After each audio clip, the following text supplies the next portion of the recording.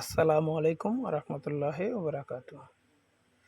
Coke, Sprite Israeli পণ্য, এগুলাই boycott করলে চলবে না। ইসরায়েলি পণ্য সকল পণ্য বয়কট করতে হবে। তো এই জন্য আমাদের কি করতে হবে? তুরস্ক একটি সফটওয়্যার বের করছে।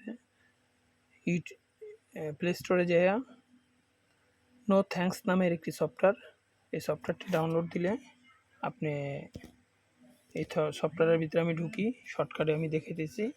এই সফটওয়্যারের ভিতরে ঢুকলেন, ঢোকার পর অনেকগুলো অপশন আছে। এই সফটওয়্যারের ভিতরে ঢুকা দেখা গেল অনেকগুলো অপশন আছে। এটার ভিতরে স্ক্যান করার আছে, এটার ভিতরে শার্টের গেঞ্জির আইটেম আছে, মোবাইল আছে, বা এটার ভিতরে আমি শর্টকাটে যেই পণ্যটা কিনবেন এই পণ্যটার নাম লিখলে আপনি বুঝতে পারবেন এটা ইসরায়েলি পণ্য কিনা।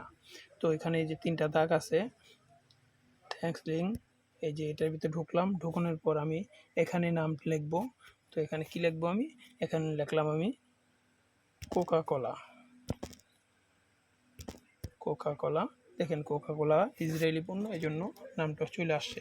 এখানে আরও অন্য অন্য যেসব পণ্য আছে সেসব পণ্যগুলোও চলে আসছে। দেখেন ছোট্ট এই যে ফান্ডা বা অন্য অন্য স্প্রাইট এগুলো যেগুলো আছে সবগুলো চলে আসে।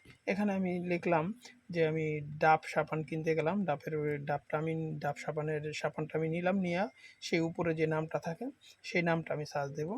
তো এখানে লিখলাম DO BE ডাব।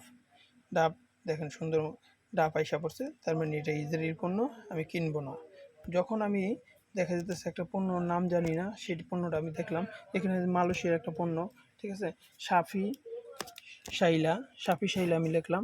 তো সাফি শাইলা আমার লিখতে গেলে SAFI সাফি, তো স্পেস আমি শাইলা লিখবো, শাইলা। তো সাফি শাইলা আমি লিখলাম। তো এখানে দেখা যেতেছে এই পণ্যটা নামটা উঠে নাই কা। তো এখানে দেখা যেতেছে আমি যদি এইভাবে সবগুলো পণ্য এই সফটওয়্যারটা ব্যবহার করি তাহলে আমার কি অনেকগুলো আর আমি পাইতেছি। তো এখানে আমার কি করতে হবে? দেখা যাচ্ছে এই পণ্যটা ডাউনলোড দিলে আমি দেখেন একটা দুটো পণ্য না যে মুখস্থ করার মতো, অনেকগুলো পণ্য। যেসব পণ্যগুলো আছে এসব পণ্যগুলো আপনি মুখস্থ করার কোনো রাস্তা নেই। অনেক পণ্য আছে যেসব পণ্যগুলো ওদের। তো এখানে সবগুলো পণ্যই ওদের আইটেম। তো এভাবে আমি যেহেতু ব্যবহার করি, আমার কাছে মনে হইলো যে সকল ভাই যদি এভাবে মুসলমানরা ব্যবহার করে এই সফটওয়্যারটা, তো সকল পণ্যই চিনারা সম্ভব। একটা দুইটা পণ্য বয়কট কইরা ওই দেশের কোনো কিছুই ক্ষতি হবে না।